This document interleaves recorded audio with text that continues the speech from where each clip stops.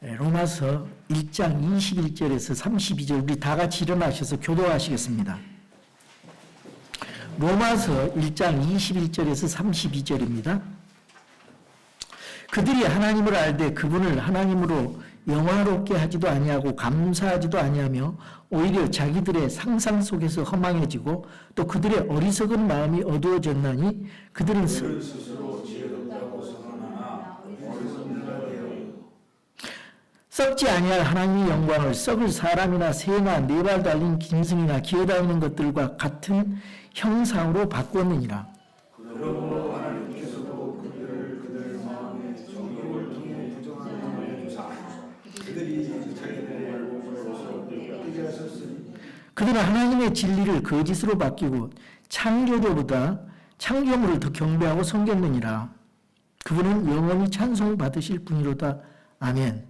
이런 까닭에 하나님께서 그들을 스스로 애정에 내주셨으니 이는 심지어 그들의 여자들도 원래는 쓸 것을 본성에 어긋나로 쓰고 바꾸기 때문이라. 남자들도 이와 같이 본래대로 여자 쓰기를 버리고 서로를 향해 욕정이 불릴 듯 하여 남자가 남자와 더불어 보기 흉한 짓을 행함으로 자기 잘못에 합당한 보응을 자기 속에 받았느니라. 또한 그들이 자기 지식 속에 하나님 주기를 시도하네 하나님께서 그들을 얼마나 생각해 합당하지 못한 일들을 하게 하셨으니 그들은 곧 불의, 모든 불의와 음행과 사악함과 탐욕과 악으로 가득하며 시기와 살인과 논쟁과 속임수와 적개심으로 가득하고 수근수근하는 자요 위에서 헛되는 자요 하나님을 미워하는 자요 없이 믿는 자요 교만한 자요 사랑하는 자요 악한 일을 보이는 자요 부모에게 순종하는 자요 과회하기 지각이 없는 자요 언약을 어기는 자요 본성에 애정이 없는 자요 화해하기 어려운 자요 긍휼이 없는 자라. 이런 일들을 행하는 자들을 죽어야 마땅하다는 하나님의 심판을 알고도 같은 일들을 행할 뿐만 아니라 그런 일들을 행하는 자를 기뻐하느니라. 예, 앉아주시기 바랍니다. 저는 오늘 여러분과 함께 하나님을 버린 자들의 모습, 이런 제목으로 하나님 말씀을 나누겠습니다. 오늘 이 시간 하나님 말씀을 듣고 여러분이 깨닫고 마음에 또 부담감을 가지고 마음에 불이 일어나야 됩니다. 깨닫고 변화가 일어나야 됩니다. 예, 회개가 일어나야 됩니다. 하나님 말씀을 전했는데 그대로 있으면 안 돼요. 뭔가 변화가 일어나야 돼요. 사도 바울은 이제 로마서를 기록하면서 먼저 복음의 능력을 선포합니다. 그래서 여기 보면은 I am a debtor. I am ready. I'm ready. I'm not ashamed. 그래서 나는 복음의 빚진 자다. 나는 복음의 빚진 자다. 우리 모두가 다 복음의 빚진 자잖아요. 하나님 우리를 살려줬잖아요. 그래서 복음을 전할 의무가 있는 것입니다. 그래서 사도 바울은 고린도서 9장 16절에 복음을 전해야지면 나에게 화가 있을 것이다. 재앙이 있다. 그런 마음으로 복음을 전했던 것입니다. 그리고 복음을 선포할 준비가 되어 있다 그랬어요. I'm ready for. 복음을 선포할 준비가 되어 있다. 그리고 나는 그리스도의 복음을 부끄러워하지 않는다. I'm not ashamed. 복음을 부끄러워하지 않는다. 여러분이 이 세 가지 마음의 준비를 하고 오늘 복음 전하시기 바랍니다. 자, 그러나 복음의 능력을 설명하기 전에 왜 먼저 인간에게 복음이 필요한지를 보여주고 있어요. 그것이 바로 뭐냐? 우리 인간은 타락했다는 것이요. 하나님을 싫어하고 하나님을 버렸다는 거죠. 그래서 하나님께서 진노하신다는 겁니다. 하나님 예수 그리스도가 없는 복음이 없는 사람들에게 진노가 하나님의 진노 아래에 있는 죄인들이라 이 말이죠. 로마서는 AD 57년에 고린도에서 기록되었어요. 당시 로마 제국은 정치, 군사, 경제, 문화가 가장 발달된 나라였습니다. 그리고 철학과 법률, 예술과 건축이 세계 최고 수준이었고 그 당시에 세계 수도가 로마였습니다. 그리고 영적으로는 심각하게 타락했어요. 황제를 신으로 숭배했고 수많은 우상을 만들어 섬겼으며 성적인 문란함이 사회 전반에 퍼져 있었고 동성 간의 성행위도 공공하게 행해졌습니다. 사람들은 문명은 발전했지만 하나님을 떠났던 것입니다. 바울은 이러한 로마 사회를 보면서 인간이 하나님을 버리면, 인간이 하나님을 싫어하면 반드시 이렇게 된다. 오늘날 미국과 한국을 비롯한 현대사회 역시 놀라울 정도로 같은 길을 걸어가고 있습니다. 자, 하나님을 버리면 어떻게 되는가? 이 마음이 삐뚤어져서 그래요. 마음이 하나님을 믿어야 되는데 하나님 대신 다른 것을 믿었다 그 말이에요. 하나님 대신 다른 창조물을 마음에 뒀다가 그것이 바로 우상숭배고 하나님이 진노가 임하는 요인이 되는 거예요.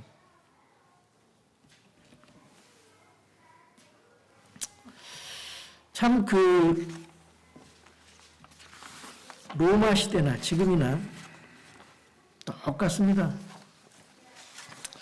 자, 그럼 하나님을 버리면 어떻게 되는가? 하나님을 버리면은 오늘 본문에 그들이 하나님을 알 때 그분을 하나님으로 영화롭게 하지도 아니하고 감사하지도 아니하며 오히려 자기들의 상상 속에서 허망해지고 또 그들의 어리석은 마음이 어두워졌나니 하나님을 버리면 마음이 어두워졌다 그랬어요.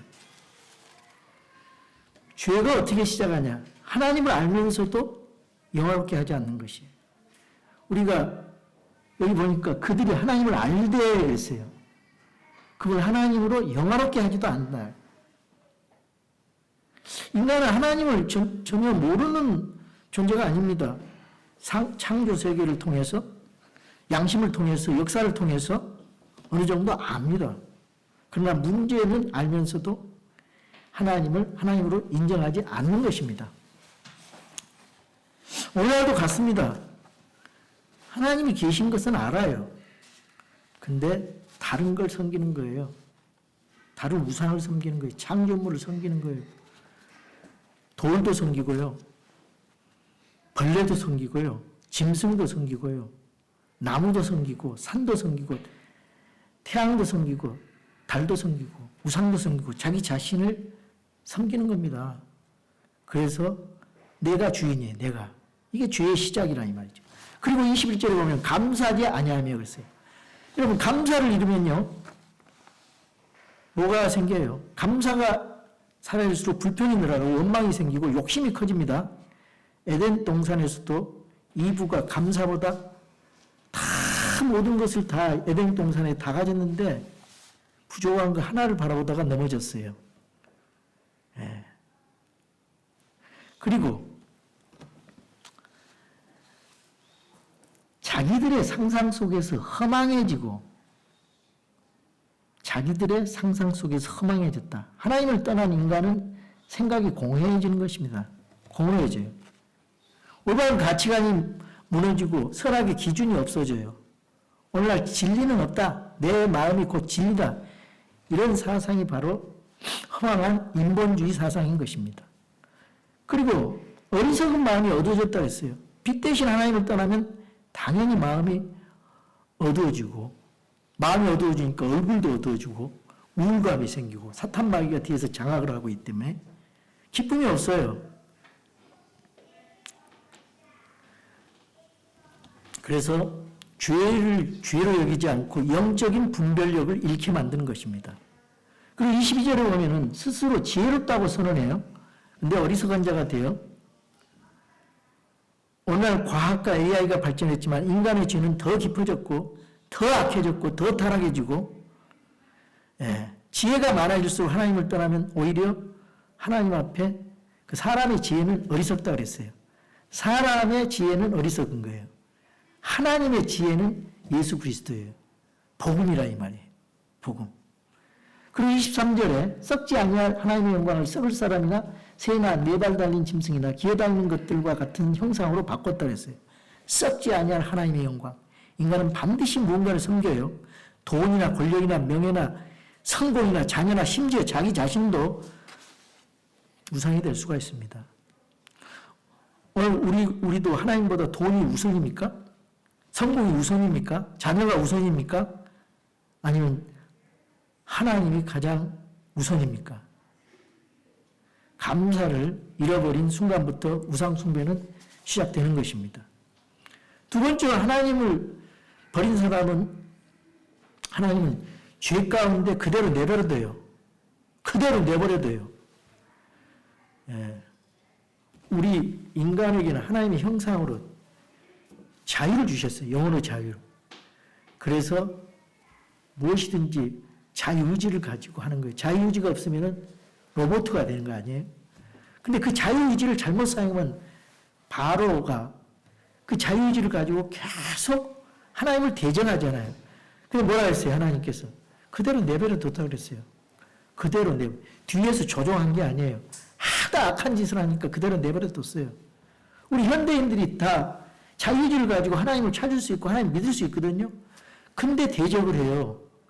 배은망덕하게 내버려 둬요. 그것이 정말 무서운 거예요.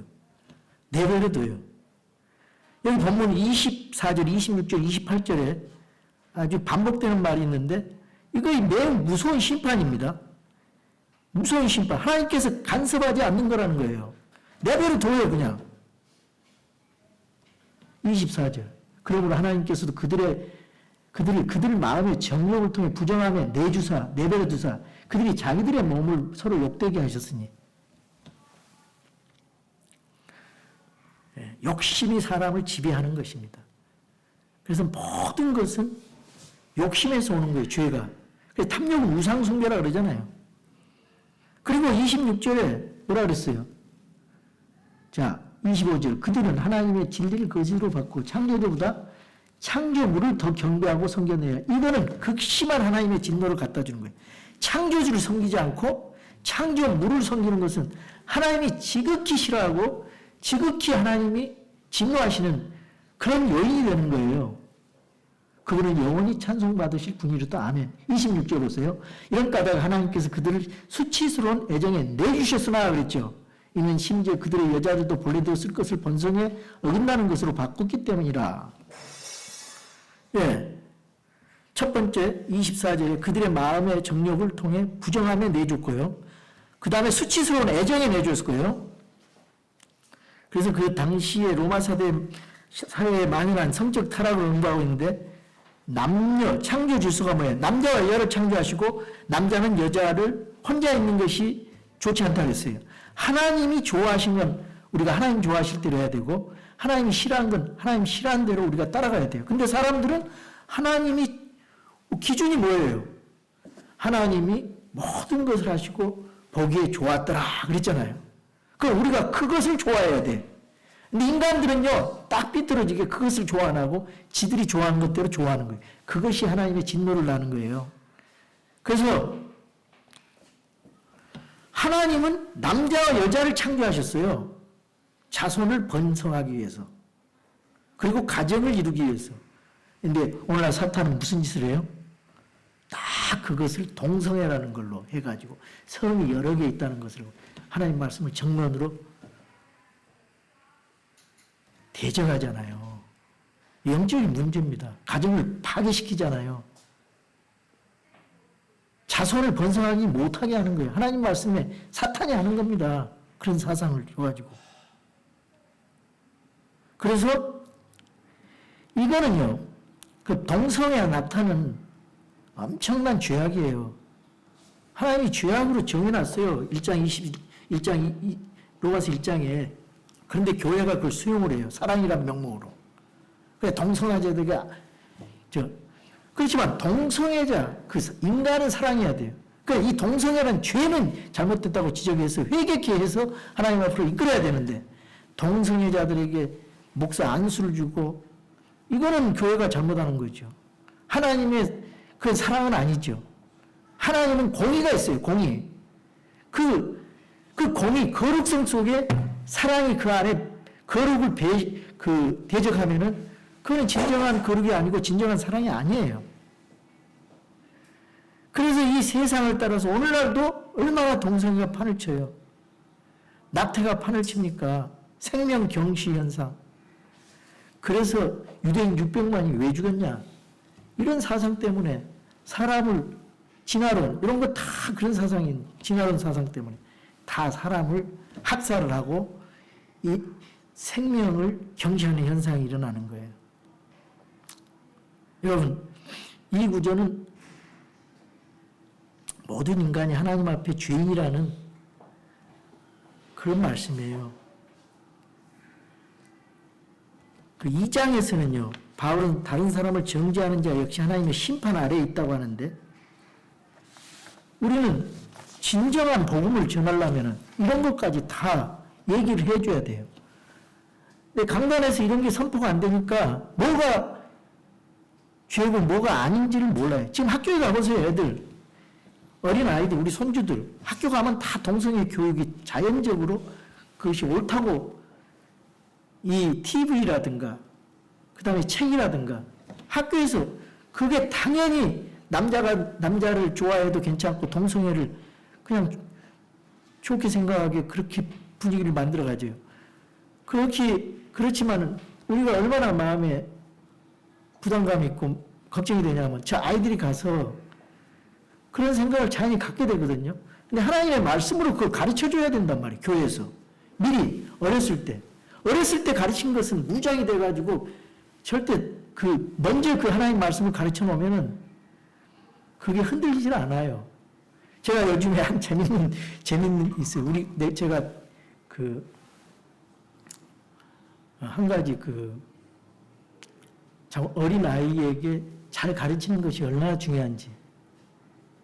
우리 제이콥 있잖아요. 제이콥이 그 데이스쿨, 데이케어에 가서 그 선생님이 아주 성경 교육을 잘 가르치고 하나님 교육을, 신앙 교육을 잘 가르쳐요.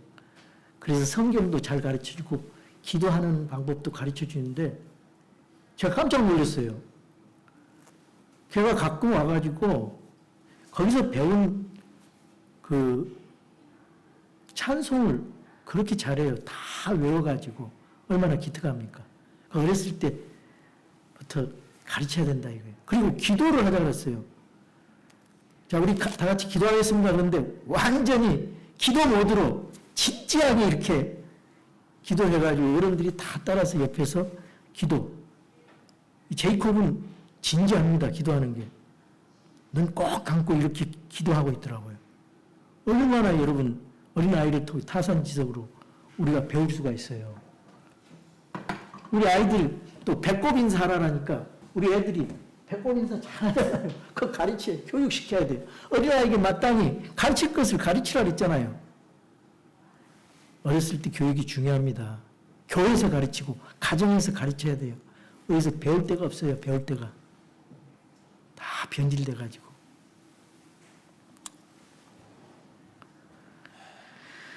그리고 27절 보겠습니다. 이때 당시에도 엄청난 동성애가 행했단 말이에요.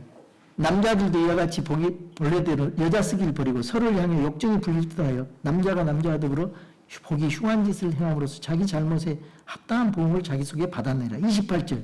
또한 그들이 자기 지식 속에 하나님 두기를 싫어하며 하나님께서도 그들을 버림받은 생각에 내주사 내버려 뒀어요. 합당하지 못한 그 일들을 행하게 하셨으니 버림받은 생각에 내줬어요. 이거 엄청난 심판이죠. 엄청난 재앙이죠.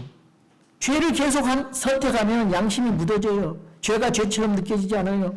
이것이 가장 무서운 상태입니다. 오늘날 문화는 죄를 죄라고 하질 않아요. 오히려 죄를 미워하고 죄를 자랑하고 죄를 권리라고 말하고 죄에 대해서 지적하면은요, 이 강단에서 죄에 대해서 지적을 못해요. 하나님 못 받으니까. 주일에 와가지고 좀 위로 좀 받으려고 했더니 목사님 죄나 지적하고 참 교회 나가기 싫다. 그 회개가 없어요. 회개가. 강단에서. 죄에 대한 지적도 없어요. 그냥 복 받아라. 축복받아라. 회개도 안 하고 복만 받아요?